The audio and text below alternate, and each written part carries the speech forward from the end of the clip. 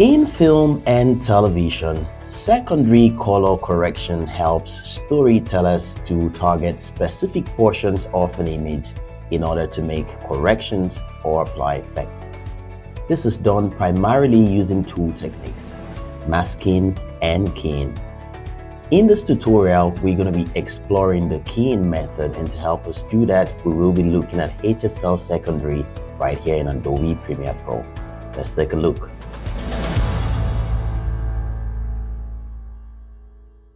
Alright guys, let's take a look at the video we're going to be working with today.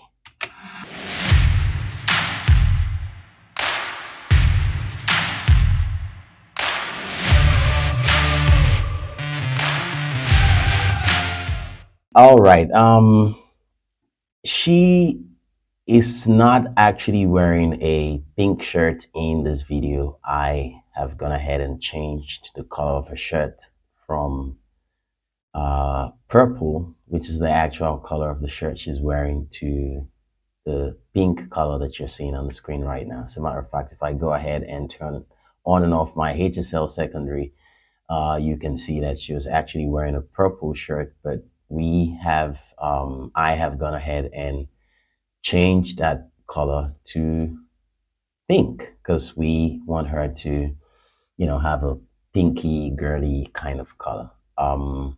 Yeah, so how did we do that here in HSL Secondary? All right, I'm gonna go ahead and reset my Lumetri color, and so that now we're back to how the image originally was, right? The first thing you want to do is to select colors. And guys, this is very important because the quality of your selection goes a long way in determining the results that you get at the end of the day. So you want to be very careful, with this phase of the work. You want to be careful. This is sort of like when you're doing green screen keying, right? You want to select a color that is actually representative of the entire color that you're trying to change. In this case, the purple color, the first thing I would do is to select that color. And to do that, I would click on the eyedropper here, and then I will click on a purple that is pretty much representative of the entire purple on the shirt, just like that.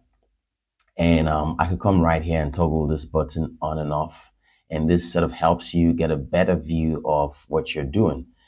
Now we can see the selected areas and the non-selected areas, right? I like to have this set to, you could set it to color on black, color on gray, or black on white. I tend to like it to be on black on white. And what you're seeing here is the areas that are white are the areas that you have selected, and the areas that are black are the areas that you don't have selected. So you can see that we haven't done a very good job here. So we might want to add to our selections. And to do that, you can click on the plus icon here, the plus eyedropper icon here, and click and maybe drag.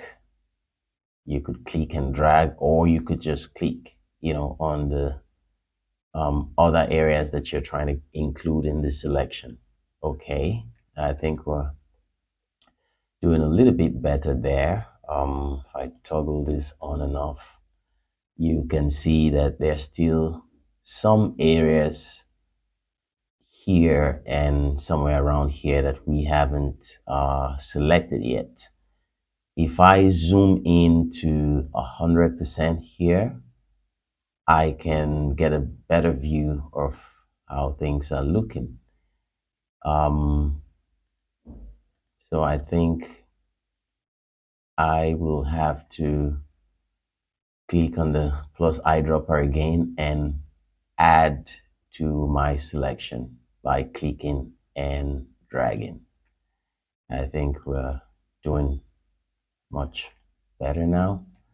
Let me play this and see how it's looking. So I can still see some problem areas here that we didn't get yet. So I'll go ahead and click on my plus eyedropper again and get those areas, um, add those to the selection. And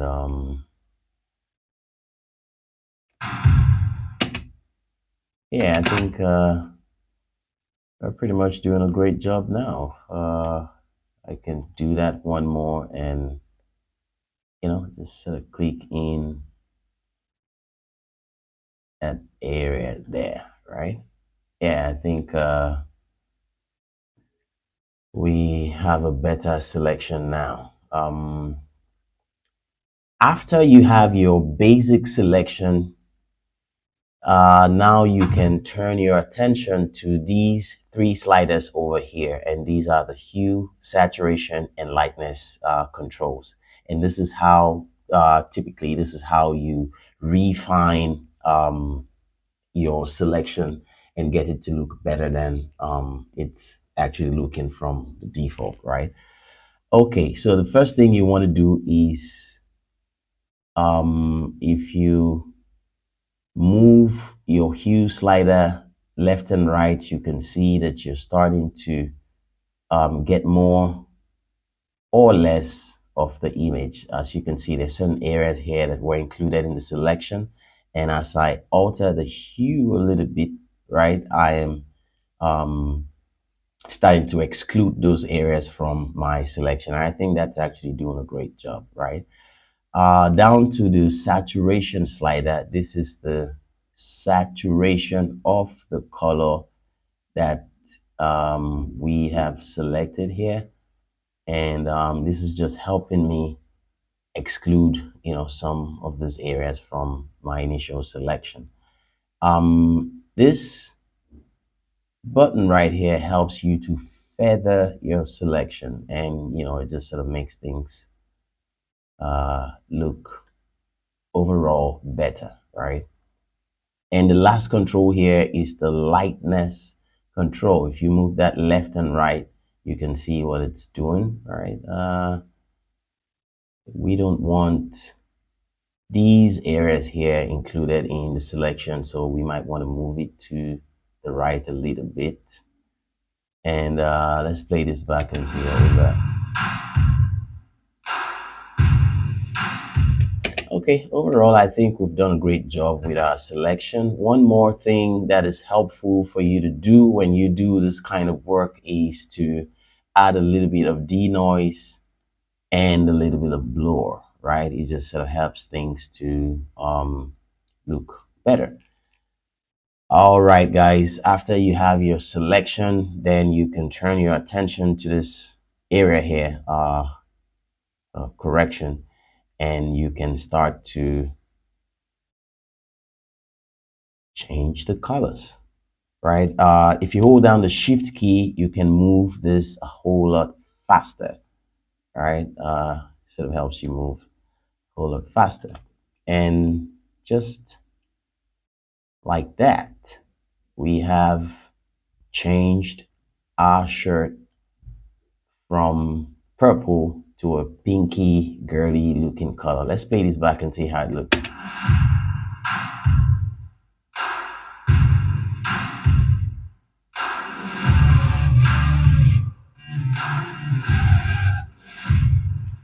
Well, definitely you can spend some more time and tweak this a whole lot more and get better results, but you sort of get the idea, right?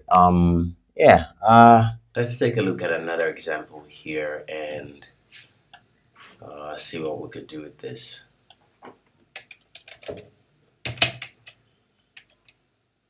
That's a slow motion footage that I shot somewhere in Lagos, Nigeria.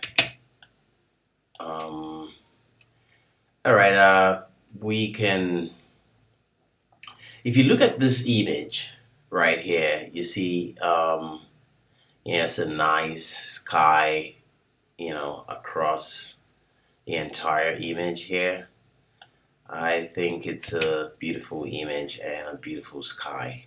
But I think that the sky is, sort of too dull and lifeless, right? It sort of looks gray, and I think it should um, look more saturated and have a lot of blues in them, right? Healthy, saturated blue colors in there. Okay, so what can we do right here in HSL Secondaries in Lumetri color in Adobe Premiere Pro? Let us try to select the sky and sort of make the colors more saturated and sort of in the blue cyan area, and just make it a whole lot, give the image a whole lot of life. That's something we can do right here in Lumetri in HSL. We can do with HSL Secondary.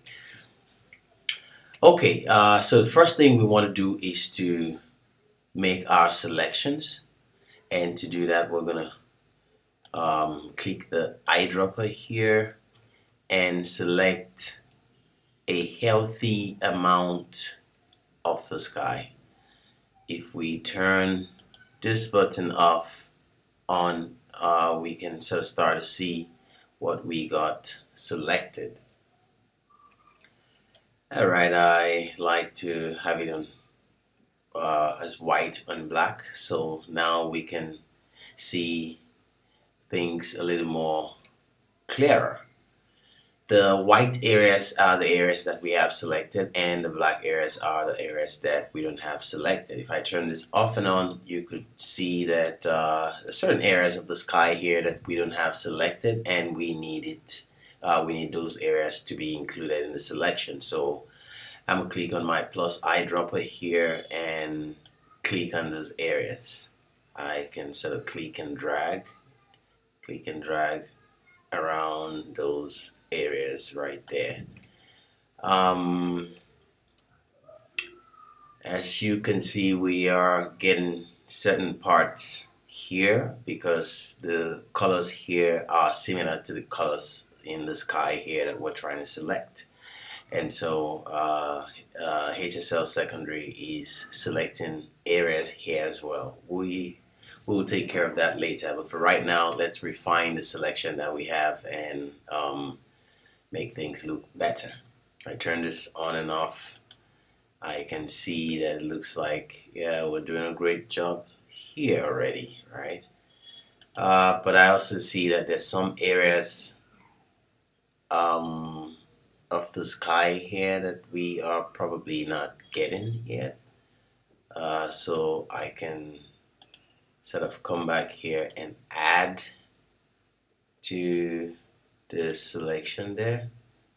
Maybe just drag that a little bit there. I can see that I'm starting to select some objects over here, but